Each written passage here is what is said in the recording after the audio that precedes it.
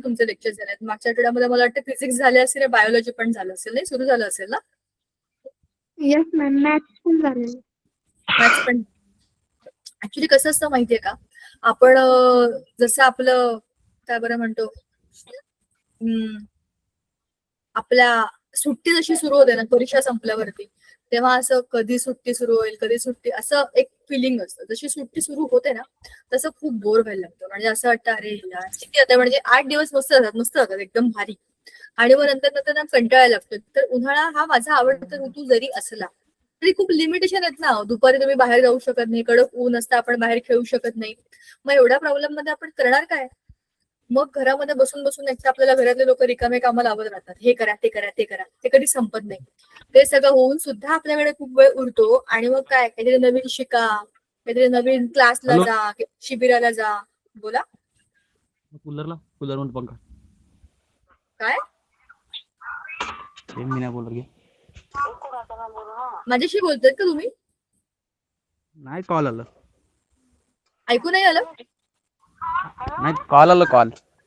Call आला. आपण, आपलं नाव काय? सुजल गजबे. अच्छा, आपण नववीत का? हो. बर, ठीक आहे. चला, तर सांगायचा मुद्दा असा होता, त्या पद्धतीने आपली सुट्टी तर सुरू होते, पण मग नंतर त्याचा कंटाळा लागतो, कारण आपल्याला रोजचं जे शेड्यूल असतं की नाही शाळेतलं, ते सगळं आपलं डिस्टर्ब होऊन जातं ना, कारण सुट्टी एवढा वेळ. मग अशा वेळेला आपले क्लास जेव्हा परत सुरू होतात ना, तेव्हा एक रिलीफ असतो की चला परत आपला अभ्यास सुरू, म्हणजे काही डोक्याला चालना मिळते, काहीतरी काम मिळतं.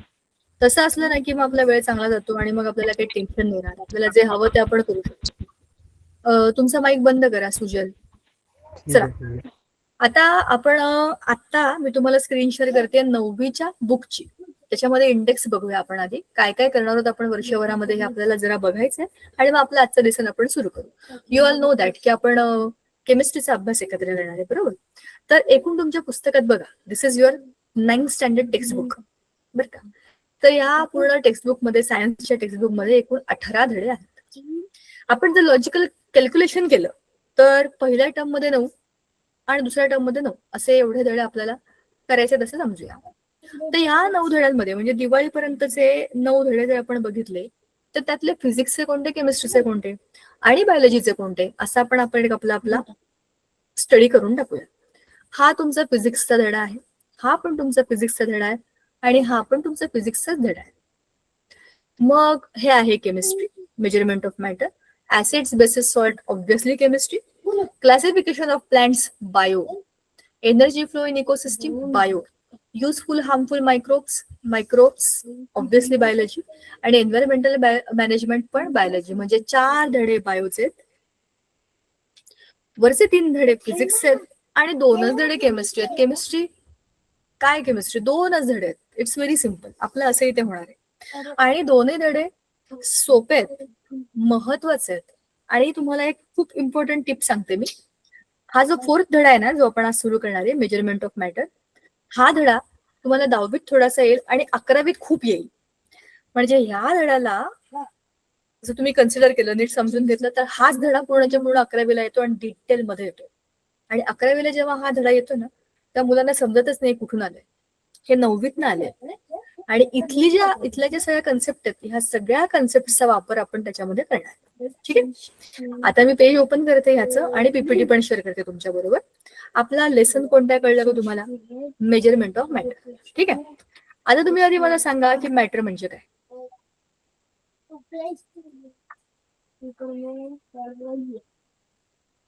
सांगा.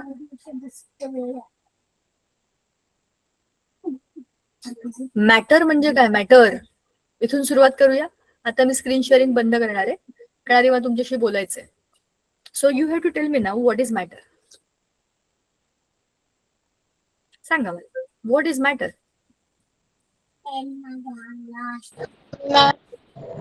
मॅटर म्हणजे पदार्थ. बरोबर. मग पदार्थाची व्याख्या आपण काय करतो? आपल्या भाषेमध्ये सगळे इंग्लिश मिडियम, सेमी इंग्लिश वाले आहेत ना? Yes ma'am. हा, सांगा आता मला, व्हॉट इज मॅटर? पदार्थ. पण पदार्थ म्हणजे मग आपण त्याला काय म्हणायचं?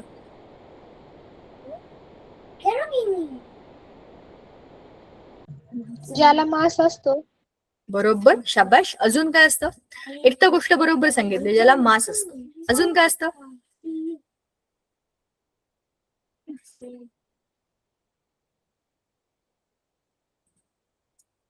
जे व्हॉल्यूम ऑक्युपाय करतं. म्हणजे मी I am trying to recap आपला सगळा आधीचा अभ्यास. पण ठीक आहे, नो प्रॉब्लेम. जेवढं लक्षात आहे तेवढं लक्षात आहे. बाकीचं आपण डिस्कस करणार आहे. Matter is anything that occupy space and that has got the मास. आपल्या आजूबाजूला असलेली कुठली पण वस्तू बघा. आता राईट नाव तुमच्या आजूबाजूला खूप वस्तू आहेत. माझ्या आजूबाजूला पण आहे. छोटा रिमोट आहे किंवा माझा फोन आहे किंवा चार्जर आहे. कुठली पण गोष्ट तुम्ही बघा, पेन, पेन्सिल, वही, आपण स्वतः, अशा कुठल्याही गोष्टी ज्याला स्वतःचे एक मास आहे. मास म्हणजे स्वतः ह्याच्यामध्ये आपल्या कोणत्या पण वस्तूमध्ये, फॉर एक्झाम्पल हा जर रिमोट बघितला तर हा रिमोट ना कसल्या तरी वस्तूंनी बनतो. प्लॅस्टिक आहे किंवा याच्यामध्ये आणखीन काही आतमध्ये कंडक्टिंग मटेरियल आहे, त्याच्यामध्ये सेल आहे, बॅटरी आहे, काहीतरी आहे त्याच्यामध्ये. पण याच्यामध्ये जे काही ऍटम्स आणि मॉलिक्युल्स आहेत ज्याच्यापासून हा रिमोट बनलाय, त्या सगळ्याचं टोटल केलं मी तर ह्याचा मास मिळेल मला. मास म्हणजे ऍटम्स आणि मॉलिक्युल्सचं वजन. वजन म्हणजे त्याच्यामधला कंटेंटच फक्त वजन. ह्याचं वजन पृथ्वीवरती वेगळं येईल आणि याचंच वजन चंद्रावरती कमी येईल. ह्याचा अर्थ काय की त्याची जी, अरे आपण रेकॉर्डिंग ऑन केलंय का? एक मिनिट हा. You are not allowed to record. एक मिनिट हा, मी ह्याची जरा आठवण करून देते. संगीता मैम, हमने इसका रिकॉर्डिंग ऑन किया है क्या? हाँ दीपांकर मैम, क्या कह रहे हैं आप? रिकॉर्डिंग ऑन है क्या इसका? हाँ हाँ, रिकॉर्डिंग ऑन है मैम. Okay, thank you.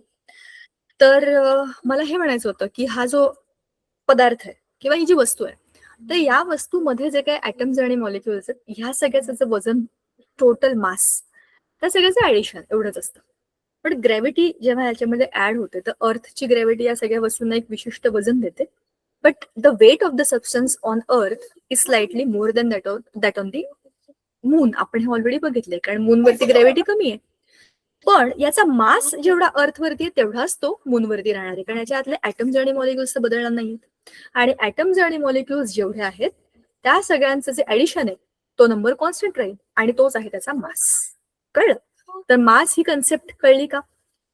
वस्तूच्या मध्ये ज्या काही गोष्टी भरलेल्या आहेत त्याचे ऍडिशन, त्यातल्या ऍटम्स आणि मॉलिक्युल्सचे ऍडिशन, नंबर जो काही येईल तो त्याचा मास असेल. मास आणि वेट ह्या दोन वेगवेगळ्या कन्सेप्ट आहेत, त्या आपल्या फिजिक्समध्ये येतात, तर तुमच्या झाल्या पण असतील किंवा होतील. I am talking about the mass of the substance which is going to be constant. You go anywhere. अर्थवरती पण तुम्ही कुठे गेलात तरी पण त्याच्या ग्रॅव्हिटीची व्हॅल्यू बदलली नाही बदलली तरी पण मास विल बी कॉन्स्टंट. मग anything that is around us, it can be anything. It can be your pencil, it can be you, it can be a tree, और it can be a cloth, काही घ्या for that matter. अशी कुठली पण गोष्ट जी 3 dimensional space मध्ये काहीतरी जागा ऑक्युपाय करते, it is occupying some space. जसं आता हा रिमोट मी तुम्हाला दाखवला, तर ह्या रिमोटने ह्या एअरची काही एवढी जागा ऑक्युपाय केली. इथले जे काही एअर पार्टिकल्स होते, जे काही यातला हवेमधले जे काही गॅसेसचं मिक्सचर होतं, त्याला सगळ्याला बाजूला करून हा जेव्हा मी इथे ठेवला तेव्हा याने एवढी जागा ऑक्युपाय केली स्पेसमध्ये. So it is occupying the space and it has got the mass. अशी तुम्ही डेफिनेशन कुठल्या पण वस्तूला लावा, then what you will get is the matter. तर हे जे मॅटर आहे हे मोजायचं कसं? तुम्ही मोजमाप करता का तुमच्या डेली लाईफमध्ये? तुम्ही काय काय मोजता इथून सांगा, मग आपण जाऊ लेसनकडे. मेजरमेंट ऑफ मॅटर हे बघण्याच्या आधी तुम्ही डेली लाईफमध्ये काय काय मेजर करता हे मला सांगा.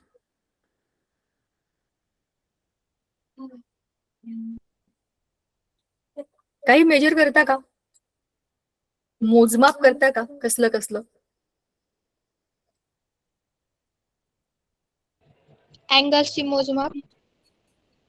अँगल्स, ओके, ठीक आहे. रोजच्या याच्यामध्ये आपण अँगल्स बघतो का? अॅक्युट अँगल आहे, ऑप्टिस अँगल आहे, राईट अँगल आहे, डोक्यात येत असेल. पण आपण मोजताना ह्या सगळ्या गोष्टी आपण डिटेलमध्ये मोजतो, असं म्हणजे कोनमापक घेऊन वगैरे आपण, मला नाही वाटत हे आपण रोज अॅक्युरेटली किंवा डिटेलमध्ये जाऊन अगदी परफेक्ट मोजतो. अशा भरपूर गोष्टी जे आपण डे टू डे लाईफमध्ये मोजतो. विचार करा आणि सांगा मला. विदाउट मेजरमेंट तुमचा एकही दिवस जात नाही हे मी तुम्हाला लिहून देऊ शकतो. चहा बनवायचा असेल तर आपण साखर आणि चहापत्ती मोजून टाकतो. Correct. You make anything. You walk on a route. You think of doing any work. तुम्ही प्रत्येक गोष्टीत मोजमाप करताच करता. तिने जे सांगितलं की चहा बनवायचा असेल, स्वयंपाकात काही बनवायचं असेल, पाणी प्यायचं असेल, तर ते किती पाणी भरलंय, अर्धा कप भरलंय, अर्धा ग्लास भरलंय, तांब्याभर भरलंय, हे पण मोजमापच आहे की. तुम्ही आंघोळ करताना बादलीतलं पाणी घेतलंय का शॉवर मधलं पाणी घेतलंय, किती पाणी वापरलंय, हे पण मोजमाप आहे ना. पाणी थंड आहे का गरम आहे का कोमट आहे, याच्यामध्ये तुम्ही काय बघताय, त्याचं टेम्परेचर मोजताय. त्याच्यानंतर माझ्या घरापासून मला माझ्या मैत्रिणीकडे जायचं, तर सध्या सुट्टी लागली आहे, मला तिच्याकडे जायचं, आम्ही दोघी मिळून पिक्चर बघणार आहे किंवा खेळणार आहे किंवा दुसरं काही काम करणार आहे, तर त्याच्याकरता मी तिच्या घरी जाणार आहे. तर मला किती वेळ लागेल, I am measuring the time. Also किती अंतर कापावं लागेल, किती लांब जायचंय मला, so I am measuring the distance, I am measuring the time. तिसरी एक महत्वाची गोष्ट जी आपण मोजतो, त्याच्याशिवाय आपलं आयुष्य पूर्ण होऊ शकत नाही, दॅट इज ऑल अबाउट मनी. किती रुपये लागतील, साधा एक पेन घ्यायचा असेल तर किती रुपयाचा पेन आहे, बरोबर ना. 3 रुपये. म्हणजे आपण मेजरमेंट करतच असतो. साधं आहे, तुम्ही वर्गात जाता, क्लासमध्ये तुमच्या 50 मुलं आहेत फॉर एक्झाम्पल, 50 मुलं, प्रेझेंट किती, ऍबसेंट किती, बेंचेस किती, डेट ऑफ द एक्झाम, 2 महिन्यांनी परीक्षा आहे, 2 महिने, you count the time for that, की 2 महिन्यामध्ये अंदाजे 60 दिवस आहेत आपल्याला, बरोबर. सो विदाउट मेजरमेंट तुमचा एकही दिवस जात नाही. You have to measure the things, but the thing is how accurately do you measure, depends on the situation. आता हे जे कॅल्क्युलेशन आहे, मगाशी आपण जे बोललो की तिने सांगितलं चहा करताना आपण साखर आणि चहा किती आहे ते मोजून करतो. काही काही लोक अप्रॉक्सिमेटली करतात, एवढ्या झाकणामध्ये चहा घेतात, एवढी साखर घेतात आणि 2 कप 3 कप त्यांचा चहा बरोबर बनतो, कारण त्यांना तो अंदाज आलेला असतो की 2 कप माझा पाण्याचा जो मी काही प्रमाण घेईन त्यातलं, त्याचा किती चहा बनेल, त्याच्याकरता मला किती साखर लागते, अंदाजे चमच्याने घेऊन बघितलेले असतं, झाकणामध्ये एवढी असते. तर त्यांचं ते काय बरं म्हणतात, व्हिज्युअलायझेशन ऑफ मेजरमेंट तसं झालेलं असतं. पण जे लोक सायन्स वाले असतात किंवा जे लोक केमिस्ट्री वाले असतात, ते बिलकुल त्याच्यामध्ये गडबड करत नाही. मी पण स्वतःच्यामध्ये बिलकुल गडबड करत नाही. 2 कपसाठी 1 कप पाणी, 1 कप चहा, सारखे कप, चमचे, चहाचा चमचा सारखा आणि साखरेचा चमचा पण सारखा. तुम्ही बघितले काही लोकांच्या घरात डब्बे पण वेगळे असतात चहा साखरेचे, त्याचे चमचे पण वेगळे असतात. मेजरमेंट त्याचं युनिफॉर्म कसं असणार आहे. तर आता आपण आपल्या हिशोबाने मेजरमेंट चेक करतो की चमचे सारखे आहेत का, डबे सारखे आहेत का, म्हणजे एकदा भरला 1 किलो भरला, चला हरकत नाही. मग मला चहा किती लागणार त्याच्या हिशोबाने मला साखर किती लागणार आहे. पाण्याचा कप किती मोठा आहे, छोटा आहे का एवढा मोठा आहे, ते स्टीलचे कप असतात बघा, एवढा पण असतो एवढा पण असतो. मोठ्या कपात तुम्ही पाणी घेतलं की त्याची तुमची साखरेची आणि चहाची क्वांटिटी बदलून जाते आणि मग चहा एक तर पांचट होतो किंवा मग काहीच्या काही लागतो. 3 कप चहासाठी मला किती आलं टाकायला पाहिजे, खूप आलं टाकलं की तो एकदम असा जळजळीत चहा होतो आणि खूपच कमी आलं टाकलं तर त्याची चवच लागत. ह्याचा अर्थ आहे की प्रमाण, सगळीकडे प्रमाण असतं, बरोबर. म्हणजे आता myself being a chemistry student, मी सगळीकडे मेजरमेंट करते आणि ट्रस्ट मी, नवीन रेसिपी जरी केला ना तरी पण त्यात चुकत नाहीत. म्हणजे मी स्वतःचं कौतुक नाही करते, पण तो एक अँगल असून आपल्या डोक्यामध्ये बसलेलं असतं की अच्छा असं सांगितलंय काय, गरम तेलात तळा, तर किती गरम तेलात तळा याचा विचार करतो आपण, किंवा त्या व्हिडिओमध्ये बघतो अच्छा असं चाललंय का, इथे एवढ्या बुडबुड्या येतात त्याच्यामध्ये, म्हणजे खूप चांगलं उकळलेलं तेलच आहे. हे आपल्या डोक्यामध्ये कधी सुरू होतं, जेव्हा आपण अनालाइज करायला लागतो गोष्टींना मोजमापाच्या दृष्टीने फॉर अॅक्युरसी. तर मेजरमेंट ऑफ मॅटर मध्ये आता आपण चाललोय वस्तूंचं मोजमाप करण्याकरता. मी दुकानात गेले आणि त्याला सांगितलं की काका मला 2 किलो साखर द्या, 1 किलो बेसन द्या आणि 5 किलो गहू द्या. कसं मोजमाप करतात दुकानदार, सांगा बरं जरा मला, तुम्ही सगळ्यांनी याचा अनुभव घेतलाय. कसं मोजमाप करतात. वजन काटे. वजन काट्याने. कशा कशा प्रकारचे वजन काटे असतात. नंबर, बरोबर, इलेक्ट्रॉनिक असतात, त्याच्यावरती आपण किती भरलंय सामान पिशवीत ते दिसतं आणि मग त्या हिशोबाने ते बरोबर मोजतात. बरं, आणखीन काय असतं.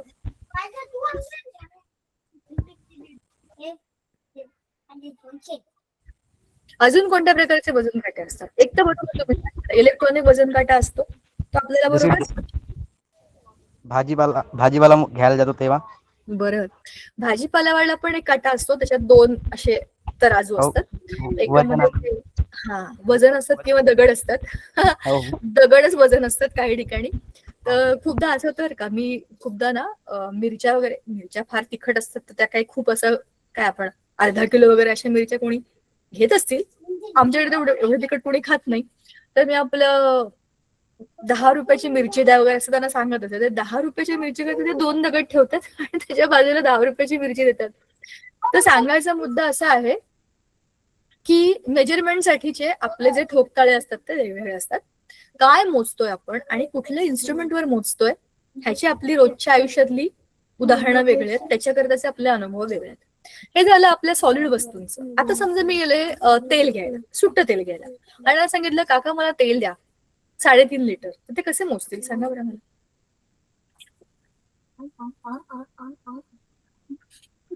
3.5 लिटर तेल मोजायचे.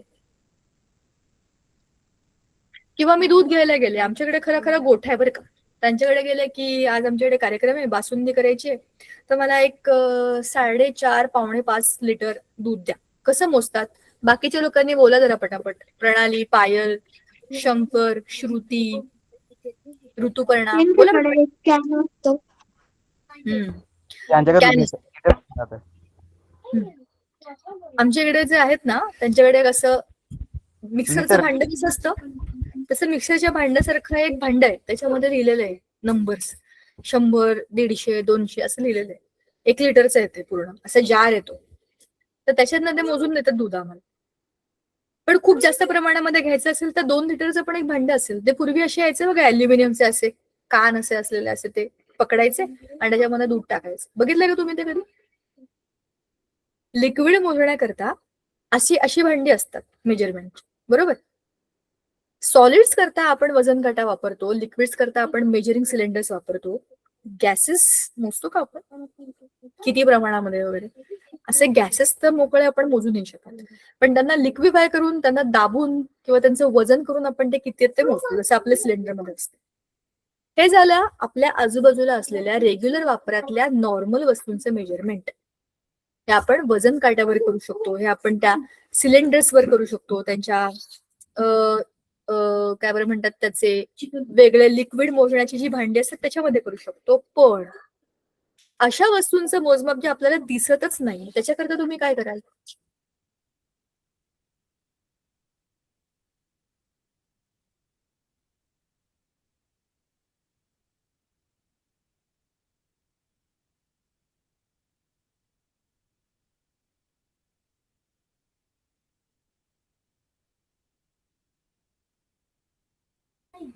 प्रश्न कळला नाही वाटत तुम्हाला?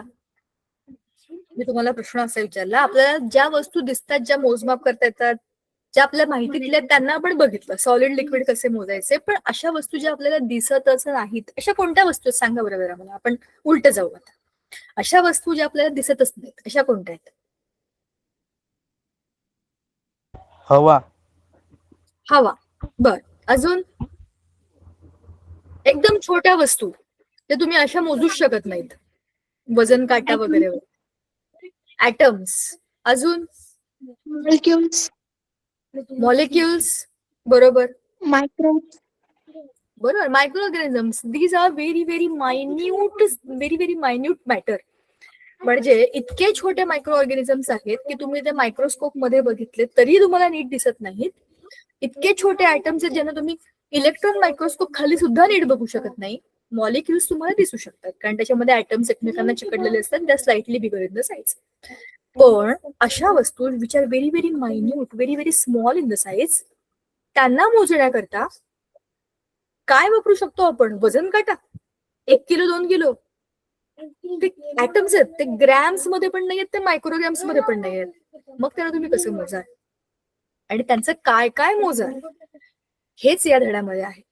समजलं का? मॅटर मोजायचा म्हणजे मोठ्या वस्तू तर आपण ढोबळमानाने मोजतो, त्याच्याकडे आपले इन्स्ट्रुमेंट आहेत, त्याच्याकरता आपल्याकडे सिस्टीम्स आहेत. सॉलिड्स कसे मोजायचे, लिक्विड कसे मोजायचे, पैसे किती, डॉलर काय, करन्सी काय, ह्या सगळ्या आपल्याला माहितीतल्या गोष्टी आहेत किंवा याची माहिती मिळू शकते आपल्याला. But what about the things which are very minute that you cannot even see but you want to measure, त्याच्याकरता मेजरमेंट ऑफ मॅटर हा धडा आहे. आता एक एक मुद्दा समजून घेऊया. पीपीटी शेअर करते म्हणजे तुम्हाला समजेल की आपल्याला एक्झॅक्टली काय बघायचंय. बघा मी अच्छा ते बंद करून टाकलंय, एकच सेकंड. मेजरमेंट ऑफ मॅटर मध्ये आपल्याला ऍटमच्या स्ट्रक्चर बद्दल बघायचं. आपल्याला माहितीये, आपण ऑलरेडी 8th स्टँडर्ड मध्ये बघितलंय की atom is made up of centrally placed nucleus and it has orbits around them. Orbits मध्ये आहेत इलेक्ट्रॉन्स, न्यूक्लियस, आणि न्यूक्लियस मध्ये असतात प्रोटॉन्स आणि न्यूट्रॉन्स. म्हणजे आपल्या ऍटमचं जे काही रचना आहे, जे काही स्ट्रक्चर आहे, दॅट यू ऑलरेडी नो. आता आपल्याला बघायचंय की त्या ऍटमला मोजायचं असेल तर मला काय मोजावं लागेल. ऍटम किती मोठा आहे हे बघण्याकरता मी काय करेन, त्याची रेडियस मोजेन. किती मोठा आहे म्हणजे त्याची रेडियस म्हणजे काय, सेंटर पासून तर त्याच्या आउटर मोस्ट एनी पॉइंट पर्यंतचा डिस्टन्स. सर्क्युलर ऍटम धरतो तर तो मॅक्झिमम डिस्टन्स मी धरला की मला काय समजतंय की ऍटम किती मोठा आहे किंवा किती छोटा आहे. बरोबर. तसंच त्या ऍटमचं वजन मला बघायचं असेल तर मला काय बघावं लागेल, त्या ऍटम मध्ये किती प्रोटॉन आहेत आणि किती न्यूट्रॉन आहेत. त्यांनाच वजन आहे, इलेक्ट्रॉनला कुठे वजन. सो लाईक वाईज मला ह्या दोन गोष्टी कळतील, एक तर तो किती मोठा आहे ते आणि तो किती जड आहे. आता पीपीटी मध्ये जाऊया आणि सगळ्या गोष्टी डिटेलमध्ये पाहूया. चलो, will see. Now this is the very first lesson of chemistry आणि याच्यानंतरचा लेसन इज व्हेरी सोपा, व्हेरी सोपा, काही टेन्शन नाही त्याच्यामध्ये. चला, मेजरमेंट ऑफ मॅटर थोडासा मी म्हणत क्रिटिकल आहे हा धडा. कठीण नाहीये, क्रिटिकल आहे, कारण काही नव्या टर्म्स आल्यात आयुष्यात पहिल्यांदा, पण समजून घ्या कारण ह्या परत नंतर येतात. सी, तो मेजरमेंट ऑफ मॅटर मध्ये we have laws of chemical combination. Laws of chemical combination ह्या शब्दाचा अर्थ काय आहे. लॉज म्हणजे अशा काही काय बरं म्हणतो आपण, अशा काही स्टेटमेंट्स ज्याला सगळे फॉलो करतात. आपल्याकडे आपल्या देशामध्ये लॉ अँड ऑर्डर आहे असं म्हणतात. लॉ अँड ऑर्डर म्हणजे काय, आपण चालणं अपेक्षित. जर आपण तो नियम तोडला तर आपल्याला अनुशासन असं म्हणतात.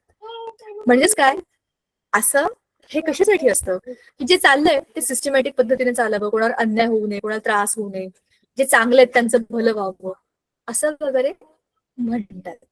हे सगळे मुद्दाम का म्हणते, जे आपण म्हणतो ते खरोखर आपल्या खऱ्या आयुष्यामध्ये घडतं का ह्याचा विचार आपण करायला पाहिजे. कोणी हँडरेस केलाय का? हा, तर लॉ अँड ऑर्डर शब्दाचा अर्थ आहे की जे सांगितलंय ते पाळा आणि त्याच्याबद्दल अनुशासन पाळा थोडक्यात. बरोबर. तर ते आहेत आपले सोशल लॉज. जसं आपण ट्रॅफिक नियम पाळले पाहिजे, आपण वेळ पाळली पाहिजे, आपण जिथे राहतो तो भाग स्वच्छ ठेवला पाहिजे. हे सगळे अनरिटन लॉज आहेत. हे कुठे सांगितलेलं नाहीये की हे असं करा, पण हे अलिखित नियम म्हणतो की नाही आपण, हे आपण पाळावे. असे काही लॉज आहेत, लॉज ऑफ द सोसायटी, कारण आपण सोसायटीमध्ये राहतो. पण केमिस्ट्री मधले लॉज हे असे लॉ आहेत जे ऑलरेडी फॉलो होतात आणि ते सगळ्यांना फॉलो करावे लागतात. मग कोण फॉलो करतं? अरे ऍटम्स आणि मॉलिक्युल्स. तेच हे लॉ फॉलो करणार, कारण की तेच आहेत ना जे सगळीकडे पार्ट घेतात. म्हणजे केमिकल रिएक्शन मध्ये भाग घेणारे लोक कोण आहेत? ऍटम्स आणि मॉलिक्युल्स. तर ऍटम्स आणि मॉलिक्युल्सनेच फॉलो करायचे लॉ असतात आणि त्यालाच आपण लॉस ऑफ केमिकल कॉम्बिनेशन म्हणतो. हे काय दिले असेल आपल्याला? आता आपल्याला मेजरमेंट ऑफ मॅटर बघायचं. एखाद्या मॅटरला तुम्ही मोजमाप करताय तर तुम्ही किती ऍटम्स आहेत, किती मॉलिक्युल्स बनले याचं पण तर मोजमाप कराल की नाही. म्हणून लॉज ऑफ केमिकल कॉम्बिनेशन मध्ये we are discussing about various basic and fundamental laws जे सगळे ऍटम्स आणि मॉलिक्युल्स फॉलो करतात, irrespective of any situation, any element. सगळ्यांसाठी हे लॉज सेम. सगळ्यात पहिला आणि सगळ्यात इम्पॉर्टंट लॉ आहे law of conservation of mass. Mass आपण आताच बोललो, प्रत्येक मॅटरला मास आहे.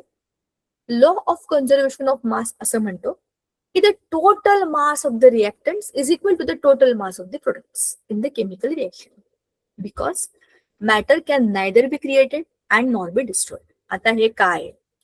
चला आपण पेंट मध्ये जाऊ आणि हा लॉ समजून घेऊ. का बरं? कारण की ह्याच्यामध्ये मला तुम्हाला एक केमिकल रिएक्शन दाखवायची.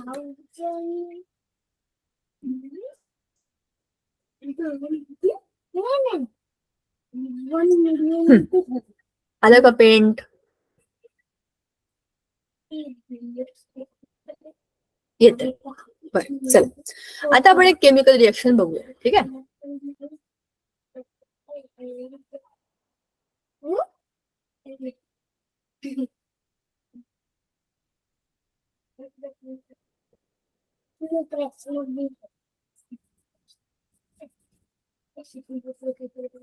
थोडं बारीक नाही पाहिजे आम्हाला, जाड पाहिजे.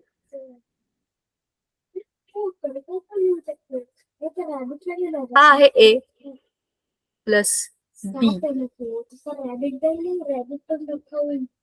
Will give you C. ही आहे केमिकल रिएक्शन. ह्याच्यामध्ये ए आणि बी हे कोण आहेत? रिएक्टंट्स. सी हा कोण आहे? प्रोडक्ट. बरोबर की नाही? रिएक्शन आहे, रिएक्शन मध्ये कोण असतं? रिएक्टंट आणि प्रोडक्ट. आता आपण एक्झाम्पल घेऊया. Carbon plus oxygen will give me carbon dioxide. आता हा कार्बन डायऑक्साइड काय आहे? You know that this is a gas. Carbon dioxide कुठे मिळतो आपल्याला? कुठेही मिळतो. आपण जेव्हा एक्सेल करतो तेव्हा आपल्या नाकातनं जो गॅस बाहेर पडतो तो कार्बन डायऑक्साइड. आणि प्लांट जो कार्बन डायऑक्साइड घेतात आणि ज्याच्यापासून फूड बनवतात तोच हा कार्बन डायऑक्साइड. शिवाय त्याला सो मेनी व्हेकल्स, त्यांच्या धुरामधनं पण कार्बन डायऑक्साइड येतो. बरोबर. कार्बन जिकडे बर्न होतो तिकडे कार्बन डायऑक्साइड बनतो. आता कार्बनचा आपण नंबर घेतलाय 12. कार्बनचं वजन आहे 12. ऑक्सिजन एक आहे 16. तर 2 गुणिले 16 बरोबर ना. एकाचं वजन 16 तर दोघांचं किती होईल?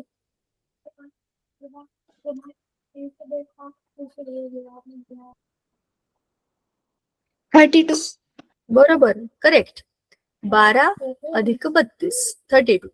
करा टोटल.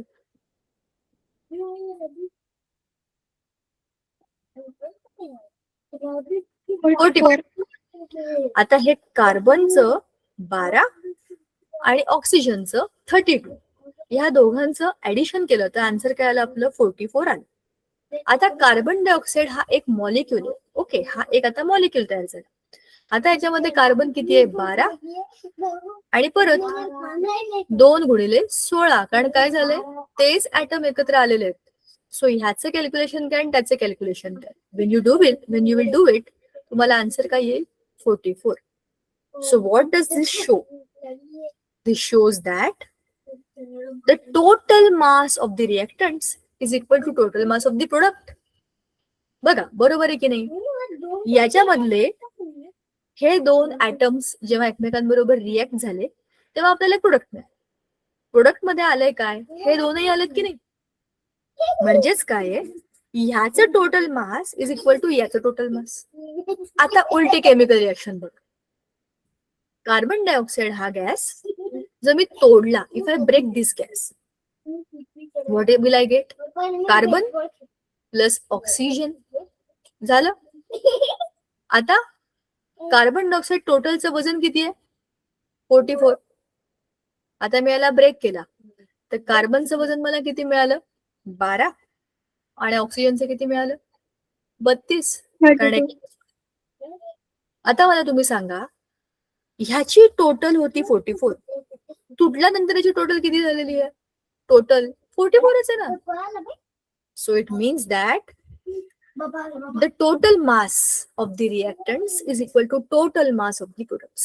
The reason हे मॅटर आहे. मॅटर म्हणजे anything which occupies space and has mass. म्हणजेच काय? गॅसेस असतील, लिक्विड असेल, सॉलिड, काहीही येते. तर या मॅटरला तुम्ही बनवलेलं नाहीये आणि तुम्ही याला कधी डिस्ट्रॉय पण करू शकत नाही. It only changes from one form to the other. Carbon dioxide एका गॅस मधनं तुम्ही त्याला तोडल्यानंतर you will get 2 different parts which are carbon and oxygen, which is nothing but broken part of carbon dioxide. So it means that you are not creating carbon nor you are creating oxygen. You are only changing it from carbon dioxide to carbon and oxygen. So it means that carbon dioxide is not created by you. Carbon and oxygen are also not created by you. तर हा total mass जेवढा इथे आहे तेवढाच इकडे पण आहे. समजलं? हाच म्हणतोय लॉ ऑफ केमिकल कॉम्बिनेशन मधला पहिला law. That is law of constant mass और कन्झर्वेशन ऑफ मास. कन्झर्व करणं म्हणजे काय? टिकवून ठेवणं. मास टिकूनच राहणार आहे. एका फॉर्म मधून दुसऱ्या फॉर्म मध्ये चेंज होईल. आता तुम्ही बघा आपल्या आजूबाजूला एवढ्या गोष्टी असतात. चला एक आपण आणखीन एक त्यातलं एक्झाम्पल घेऊया. मस्त सोपं एक्झाम्पल आहे, तुमच्या माहितीतलं आहे. आपण रोज जी गोष्ट वापरतो त्याच्याबद्दल आहे. H2 प्लस O2 काय बनेल सांगा बरं मला. H2O. दोन गोष्टी बनतील बरोबर. H2O बनेल आणि H2O2 पण बनेल. H2O2 म्हणजे काय माहितीये का? Hydrogen peroxide. आपल्याला जखम झाली की टाकतात डॉक्टर ते, आणि असं पांढऱ्या रंगाचं एकदम असं पाण्यासारखं लिक्विड असतं.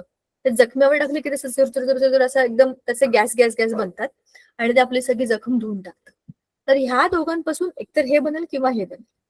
पण आता बघा, जर ह्यातनं मला पाणी बनवायचं असतं तर मला H2 आणि एकच ऑक्सिजन पाहिजे बरोबर. मग मी काय करेन, इक्वेशन बॅलन्स करेन. बघा आता काय झालं, 2H2 म्हणजे झाले 4 आणि ऑक्सिजन पण 2 म्हणजे झाले 2. जेव्हा 2 मॉलिक्यूल ऑफ हायड्रोजन आणि 1 मॉलिक्यूल ऑफ ऑक्सिजन मिळतो, तेव्हा हे नाही बनणार, तेव्हा हेच बनेल. म्हणजेच काय झालंय आता, याचा अर्थ असा आहे की जेव्हा मला त्याला पाणी म्हणून बनवायचंय तेव्हा ते एका विशिष्ट प्रपोर्शन मध्येच एकमेकांबरोबर केमिकली बॉन्ड बनवतील. हा दुसरा लॉ आहे. पण ते तुम्हाला सांगण्यामागचं कारण काय आहे बघा, आता समजून घ्या. H2 आणि O2 हे दोघंही एकत्र आले तेव्हा काय बनला, H2O बनला. याचं वजन अधिक याचं वजन, याचं वजन नसेल का? कोणताही वेळा माणूस पण सांगेल की तेवढंच वजन आहेच की नाही, कारण काहीच बदललेलं नाही आपण त्याच्यामध्ये, फक्त ऍड केलेलं आहे, कन्झर्व केलंय आपण, दोन वेगवेगळ्या गोष्टींना ऍड केलेलं आहे. सो ते काय आहे, लॉ ऑफ कन्झर्वेशन ऑफ मास बरोबर. हा पहिला लॉ कळला आपल्याला आता. आता दुसरा आहे law of definite proportions. Law of definite proportion म्हणजे काय, ए अधिक बी, जे आपण आताच्या एक्झाम्पल मध्ये बघितलं ते आपण चेक करू. आधी त्याचं आपण स्टेटमेंट बघूया. The composition of a pure chemical compound is always the same regardless of its source or method of preparation. म्हणजेच काय, composition of a pure chemical compound is always same.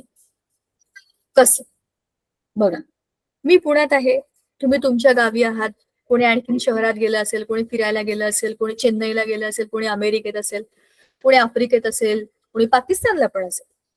Anybody can be anywhere. पण जेव्हा मी म्हणते पाणी, शुद्ध पाणी, त्याचा formula काय असतो, H2O बरोबर की नाही. कळते का मी काय म्हटलं.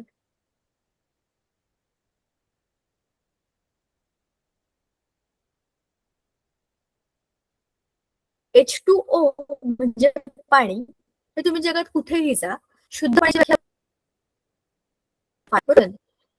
एवढेच मिक्स होतील.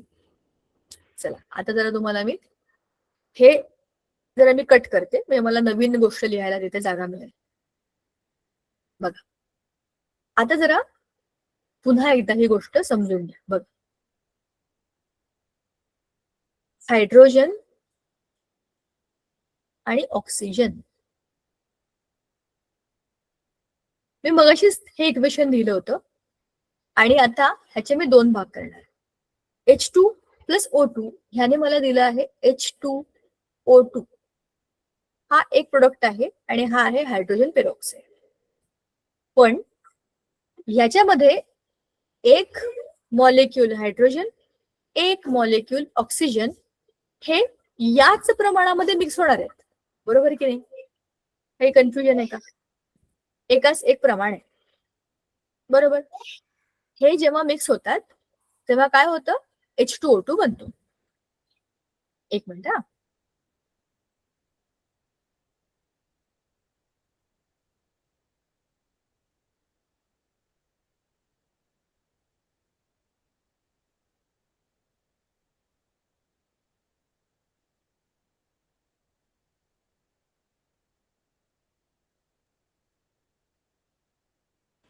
ऑलराईट ठीक आहे. चला आता जाऊया पेंट वरती, समजून घ्या आता ही गोष्ट. H2O2 हा एक मॉलिक्यूल आहे आणि हा असाच बनेल. याची कंडिशन काय आहे, हायड्रोजन आणि ऑक्सिजन एकाच एक प्रमाणामध्ये मिक्स व्हायला पाहिजे.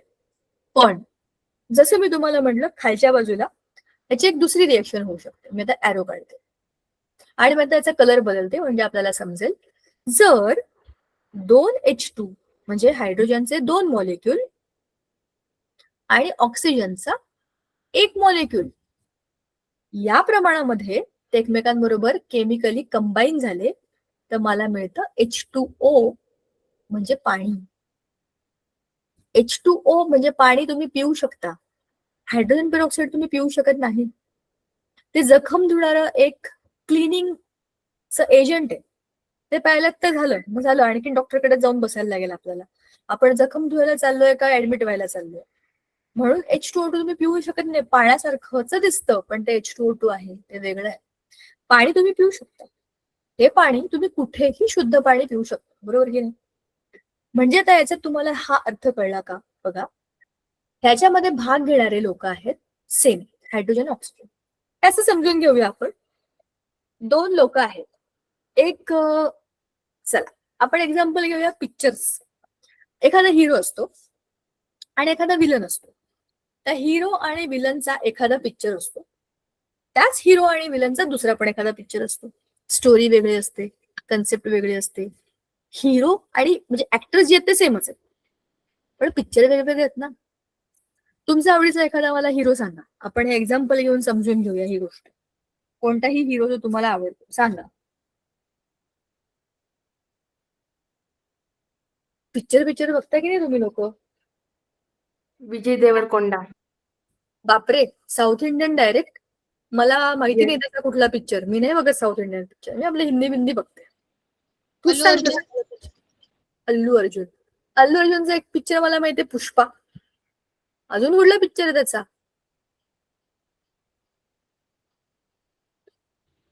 डीजे. I don't know.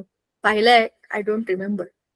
आपण सोपे पिक्चर चांगले आपल्या माहितीतले हिरो बिरो घेऊयात का? साऊथ इंडियन तुम्ही एकदम डेंजर मला आउट ऑफ सिलेबस विचारताय. मी फार बघत नाही तेच पिक्चर. मला त्यात खूप ओव्हर ऍक्टिंग असते ना, सो ते मला झेपत नाही.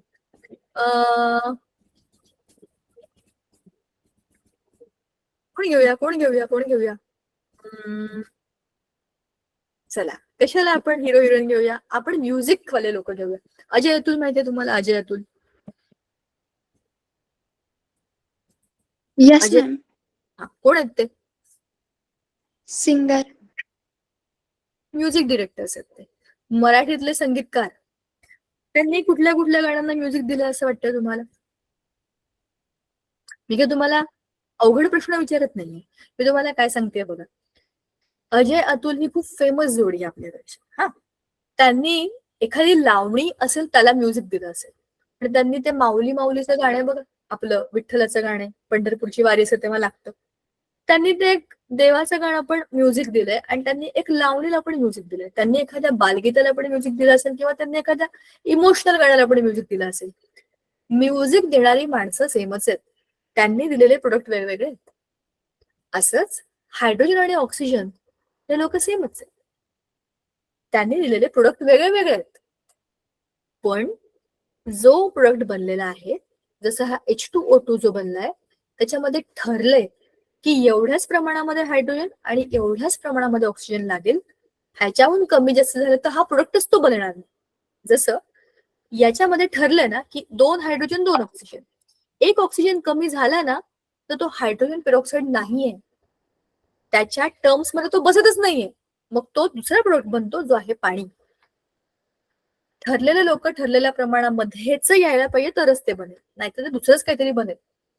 हे सोप्या भाषेमध्ये आपण सांगू शकतो. हा आहे लॉ ऑफ कॉन्स्टंट, अरे कुठे गेलं ते, लॉ ऑफ डेफिनेट प्रपोर्शन और कॉन्स्टंट प्रपोर्शन. ठरलेलं असतं आणि तेच प्रमाण ते सगळीकडे फॉलो करतात. ठीक आहे. आता तिसरा एक लॉ आहे, लॉ ऑफ मल्टिपल प्रपोर्शन. तो तुम्हाला आता नाहीये पुस्तकात. लॉ ऑफ मल्टिपल प्रपोर्शन काय सांगतो आपल्याला? जसं मी तुम्हाला आता सांगितलं होतं, ह्याच उदाहरणामध्ये H2O आणि H2O2 मध्ये, again I have to show the same screen to you, the paint वाली. H2O आणि H2O2 मध्ये प्रमाण ठरलेलं आहे 1:1, 1:2. हा कॉन्स्टंट रेशो ते फॉलो करतात, असा तो लॉ सांगतो. तो आता आपल्याला 9वीच्या पुस्तकात नाहीये, पण तो तुम्हाला माहिती असायला पाहिजे म्हणून आपल्या पीपीटी मध्ये दिलेलं आहे. ठीक आहे. आता आपण जाऊया आपल्या पुस्तकाकडे आणि काय काय आपण पाहिलं ते बघूया. बघा, नाव you have to understand that ह्या पुस्तकामध्ये आपल्याला लॉज ऑफ केमिकल कॉम्बिनेशन बघायचे, जे आपण आत्ताच बघितलं. ऍटमचे शेप, मास आणि व्हॅलेन्सी ह्या गोष्टी आपल्याला मोजायच्या. शेप मोजायचंय, मास मोजायचंय आणि व्हॅलेन्सी मोजायची. आता मॉलिक्युलर मास आणि मोल कन्सेप्ट ह्या very very very very very important concept, पूर्ण पुस्तकातल्या कन्सेप्ट मधल्या सगळ्यात महत्वाच्या कन्सेप्ट मध्ये ह्या आहेत. त्याच्यात पण खूप महत्वाची कन्सेप्ट आहे मोल. तुझ्या आयुष्याचं मोल काय, ते मोल आणि ह्या केमिस्ट्रीतलं मोल काय, हे मोल दोघांचंही सारखं मोल आहे आयुष्यामध्ये. खरंच सांगते मी, केमिस्ट्री समजून घ्यायची असेल तर हा मोल डोक्यामध्ये पक्का बसवावा लागेल. आणि मग आहेत रेडिकल्स, सोपा पार्ट. आता बघा आपण काय काय बोललो. आपल्याला हे माहितीये की ऍटॉमिक स्ट्रक्चरचा अभ्यास जो आपण 8वीत केला होता, डाल्टन्स थिअरी होती, मग रुदरफोर्डचा एक्सपेरिमेंट होता, बरोबर, मग बोर्सचं मॉडेल होतं. आणि या सगळ्यामधनं आपल्याला एक गोष्ट कळली की how the atom looks like. त्याच्या सेंटरमध्ये न्यूक्लियस असतं, न्यूक्लियसमध्ये प्रोटॉन न्यूट्रॉन असतात, आजूबाजूला त्याच्या शेल्स असतात किंवा ऑर्बिट्स असतात, आणि त्याच्यामध्ये इलेक्ट्रॉन्स असतात. तर this is like a solar system model, बरोबर. आणि या मॉडेलमधनं ऍटम्स कसा असतात किंवा ऍटम्स कसे आहेत, कसे असू शकतात, ह्याचा एक आपल्याला अंदाज आला. आता आपल्याला ते कसे एकमेकांबरोबर रिएक्ट करतात, काय लॉस फॉलो करतात, ह्याच्यासाठी मेजरमेंटचा आपण वापर करून घेतला. तर मग आता लॉज ऑफ केमिकल कॉम्बिनेशन आले.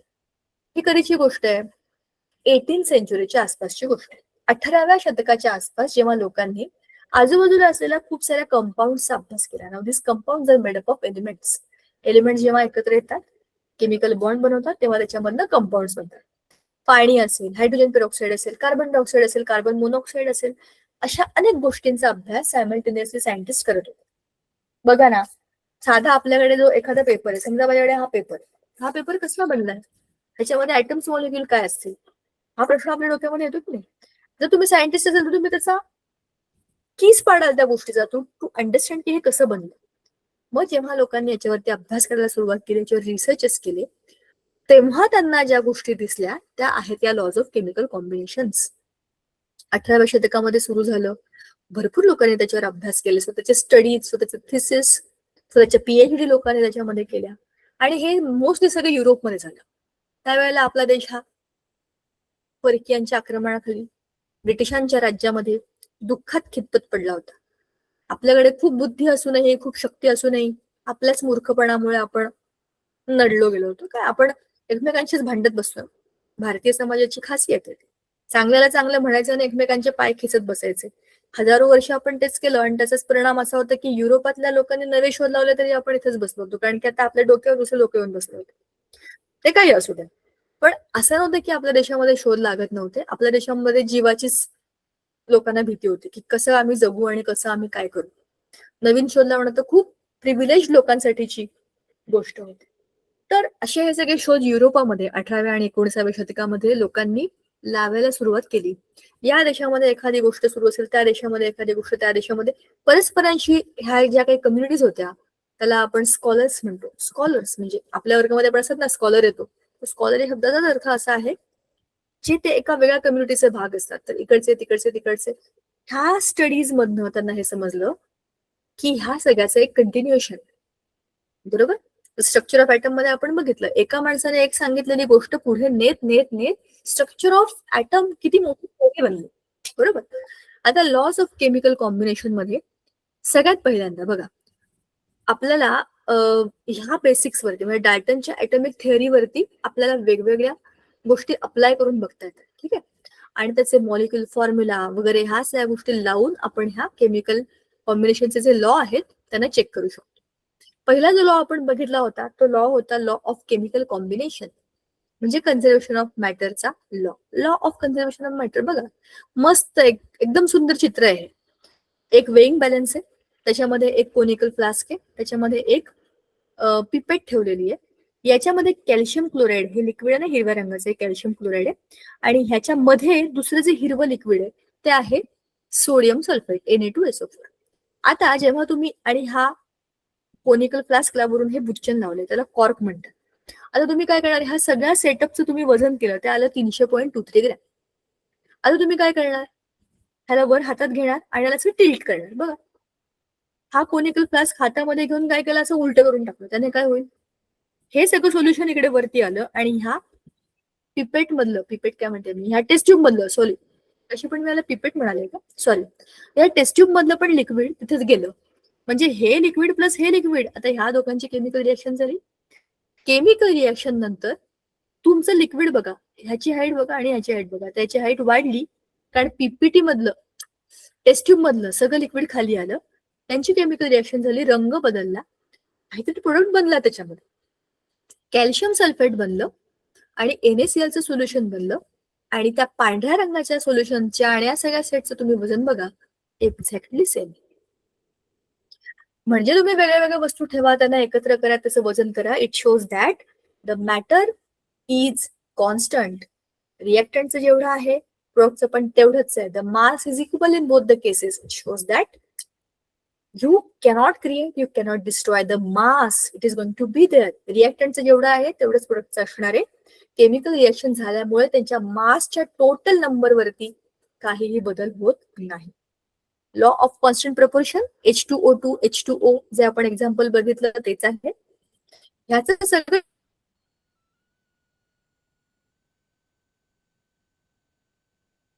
डिस्कशन आपण पुढच्या वेळेला बघूया आणि पुढच्या वेळेला आपला पुढचा मुद्दा आहे तो पण आपण कम्प्लीट करूया. ठीक आहे. आता आपण पुढच्या वेळेला होणार.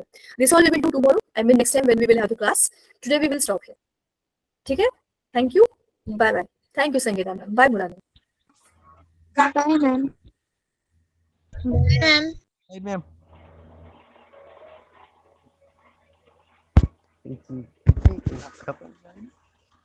झालं का? खतम झालं का?